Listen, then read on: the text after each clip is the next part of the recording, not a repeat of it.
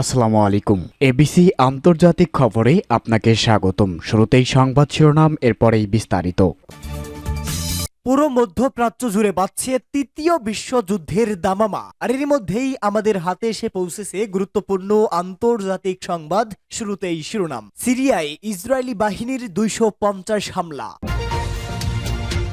পরেই জানাবো আসাদ সরকারের পতন ইরানের জন্য বড় ক্ষতি, মধ্যপ্রাচ্য বিশ্লেষকের মন্তব্য। এরপরেই জানাবো লেবাননে ইসরায়েলের 4 সেনা নিহত।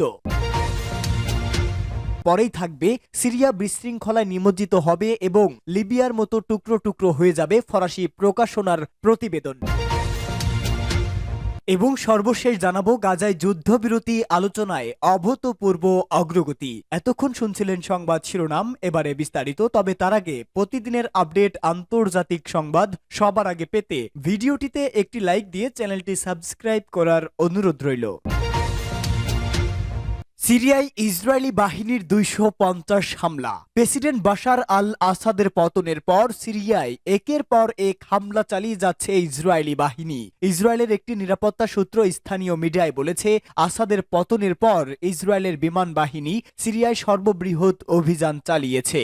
সিরিয়ার দুটি নিরাপত্তা সূত্র বলেছে, সিরিয়ায় অন্তত প্রধান 3টি বিমান ঘাঁটিতে ইসরায়েলি বিমান বোমা বর্ষণ চালিয়েছে। সব বিমান ঘাঁটিতে সিরিয়ার কয়েক ডজন হেলিকপ্টার ও বিমান ছিল। সূত্র জানিয়েছে, সিরিয়ার উত্তর পূর্ব অঞ্চলে কামিশলি বিমান ঘাঁটি, হোমসের নিনসার ঘাঁটি এবং দামেস্কের আকরাবা বিমান ঘাঁটিতে হামলা হয়েছে। এর আগে গত রোববার ইসরায়েল বিমান বাহিনী সিরিয়ার ক্ষেপণাস্ত্র ভাণ্ডার, আকাশ প্রতিরক্ষা ব্যবস্থা, কেমিক্যাল অস্ত্রগার স্থাপন, অস্ত্র উৎপাদন স্থাপনা এবং ট্যাঙ্ককে লক্ষ্য করে হামলা চালিয়েছে। টাইমস অব ইসরায়েলের প্রতিবেদনে বলা হয়েছে, গত রোববার থেকে ইসরায়েল সিরিয়ায় সামরিক স্থাপনায় হামলা চালিয়ে আসছে। ধারণা করা হচ্ছে অন্তত 250 বার এই হামলা করা হয়েছে। তবে পশ্চিমা গোয়েন্দা সূত্র বলেছে, আসাদের পতনের পর সিরিয়ার সামরিক স্থাপনা লক্ষ্য করে অন্তত 300 বার হামলা চালিয়েছে ইসরায়েল। প্রতিবেদনে বলা হয়েছে, এমন গতিতে ইসরায়েল হামলা চালালে সিরিয়ার বিমান বাহিনী কয়েকদিনের মধ্যে পুরোপুরি ধ্বংস হয়ে যাবে। ব্রিটেন ভিত্তিক ওয়ার মনিটর বার্তা সংস্থা এএফপি কে বলেছে, শুধু সোমবারই সিরিয়ায় সামরিক স্থাপনায় শতাধিক হামলা চালিয়েছে Israel. Syrian অবজারভেটিভ for human rights এর প্রধান রামি আব্দুর রহমান এএফপি কে বলেছেন, আজকে সিরিয়ায় ইসরায়েলি যুদ্ধ বিমান শতাধিক হামলা চালিয়েছে। যেসব স্থাপনায় হামলা চালিয়েছে তার মধ্যে বারজা সায়েন্টিফিক রিসার্চ সেন্টার আছে। তিনি বলেছেন, আসাদ শাসনের সামরিক সক্ষমতা ধ্বংস করতে ইসরায়েল হামলার পরিমাণ বাড়িয়েছে। তবে এসব হামলা নিয়ে এখন পর্যন্ত কোনো মন্তব্য করেনি ইসরায়েলের প্রতিরক্ষা বাহিনী আইডিএফ। আসাদ সরকারের পতন ইরানের জন্য বড় ক্ষতি, মধ্যপ্রাচ্য বিশ্লেষক। সিরিয়ায় বাশার আল আসাদ সরকারের পতন ইরানের জন্য একটি বড় ক্ষতি বলে উল্লেখ করেছে আন্তর্জাতিক সম্পর্ক ও মধ্যপ্রাচ্য বিষয়ক অধ্যাপক ভ্যালি নাসর। সিএনএনকে দেওয়া এক সাক্ষাৎকারে বলেন, আরব বসন্তের সময় আসাদকে ক্ষমতায় টিকিয়ে রাখতে ইরান রক্ত ও সম্পদের বিশাল বিনিয়োগ করেছে। এখন আসাদের পতন সেই বিনিয়োগকে এক প্রকার বৃথা করে দিয়েছে। অধ্যাপক ভ্যালি নাসর বলেন, ইরান প্রভাব হারানোর ফলে সিরিয়ায় একটি নেতৃত্ব শূন্যতা সৃষ্টি হয়েছে, যা এখন ইসলামপন্থী শক্তি দ্বারা পূরণ হচ্ছে। অধ্যাপক নাসর মনে করেন, এই পরিবর্তন যুক্তরাষ্ট্র ও ইসরায়েলের জন্য ভবিষ্যতে বড় হুমকি হয়ে দাঁড়াতে পারে। তিনি বলেন, লেভান্ট অঞ্চল যেমন লেবানন ও সিরিয়া এখন একেবারেই বিপর্যস্ত। সেখানে বিশৃঙ্খলা ও স্থিতিশীলতার অভাব রয়েছে। এই শূন্যতার ফলাফল যুক্তরাষ্ট্র ও ইসরায়েলকেও ভোগ করতে হতে পারে। তুরস্ক এখন সিরিয়ার প্রধান শক্তি হিসাবে আবির্ভূত হয়েছে বলে উল্লেখ করেছে নাসর। ইরান ও রাশিয়ার ভূমিকা আপাতত নিষ্ক্রিয় হয়ে পড়ায় তুরস্ক এই শূন্যতা পূরণ করেছে। অধ্যাপক নাসর বলেন, তুরস্ক সিরিয়ার ক্ষমতা প্রতিষ্ঠায় সফল হয়েছে। ইরান ও রাশিয়ার প্রভাব এখন কার্যত বিলুপ্ত। সিরিয়ার পরিস্থিতি মধ্যপ্রাচ্যের ভূ রাজনৈতিক সমীকরণে বড় পরিবর্তন এনেছে। ইরানের জন্য একটি বড় কৌশল ক্ষতি হলেও তুরস্কের প্রভাব বৃদ্ধির কারণে অঞ্চলটিতে নতুন শক্তির ভারসাম্য সৃষ্টি হচ্ছে। লেবাননে ইসরায়েলের 4 সেনা নিহত। দক্ষিণ লেবাননে ইসরায়েলের 4 সেনা নিহত হয়েছে বলে জানিয়েছে ইসরায়েলি সামরিক বাহিনী। এক বিবৃতিতে এই তথ্য জানায় তারা। 12 দিন ধরে দেশটিতে যুদ্ধবিরতি চললেও সেখানে ইসরায়েলি বাহিনীর হামলার খবর পাওয়া যাচ্ছে।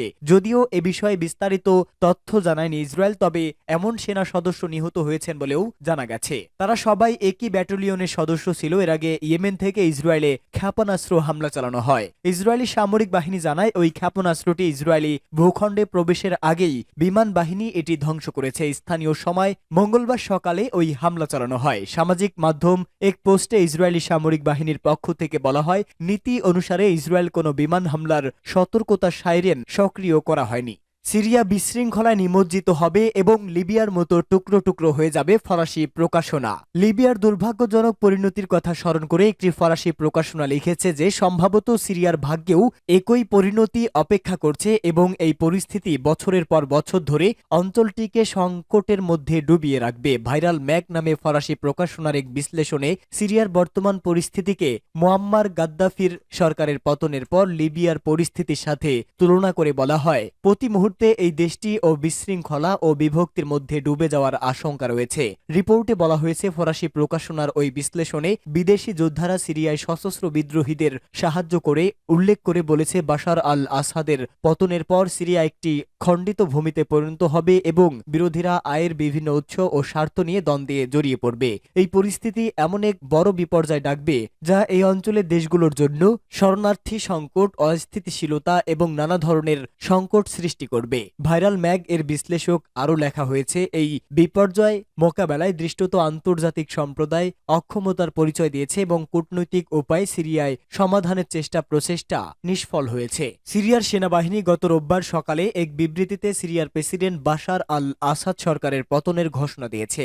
সন্ত্রাসবাদী ও সশস্ত্র গোষ্ঠীগুলোর হাতে রাজধানী দামেস্ক দখলের পাশাপাশি বাশার আল আসাদের দেশ ছেড়ে যাওয়ার খবর প্রকাশের পর সিরিয়ার সেনা কমান্ডের বিবৃতিতে প্রকাশিত হয়। গাজায় যুদ্ধবিরতি আলোচনায় অভূতপূর্ব অগ্রগতি। গাজা যুদ্ধবিরতি নিয়ে চলমান পরোক্ষ আলোচনায় অভূতপূর্ব অগ্রগতি হয়েছে বলে জানিয়েছে মিশরের একটি নির্ভরযোগ্য সূত্র। আলোচনার মধ্যে বন্দি বিনিময় সম্পর্কিত বিষয়গুলোও অন্তর্ভুক্ত রয়েছে।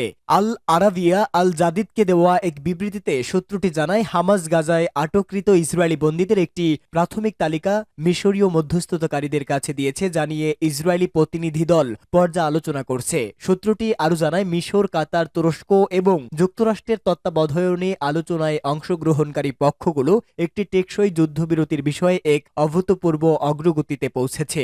আল আরাবিয়া আল জাদিদের প্রতিবেদন অনুযায়ী ইসরায়েলি প্রতিনিধি দল গাজা যুদ্ধবিরতি প্রস্তাবিত শর্তাদি নিয়ে পরোক্ষ আলোচনায় অংশ নেবে। প্রস্তাবিত শর্তের মধ্যে 4 জন বন্দী মুক্তি অন্তর্ভুক্ত রয়েছে, যাদের মধ্যে মার্কিন নাগরিকও রয়েছেন। এছাড়া হামাস একটি 60 দিনের অন্তর্বর্তী সময়ের শর্ত মেনে নিয়েছে, যে সময়ে অবরুদ্ধ এলাকায় খাদ্য, চিকিৎসা সরঞ্জাম এবং জ্বালানি সরবরাহের অনুমতি দেওয়া হবে। মিশরীয় সূত্রগুলো যুক্তরাষ্ট্রের নবনির্বাচিত প্রেসিডেন্ট ডোনাল্ড ট্রাম্পের নির্ধারিত সময়সীমার মধ্যেই একটি চুক্তি সম্পন্ন হওয়ার বিষয়ে আশাবাদী। সূত্র ইরনা।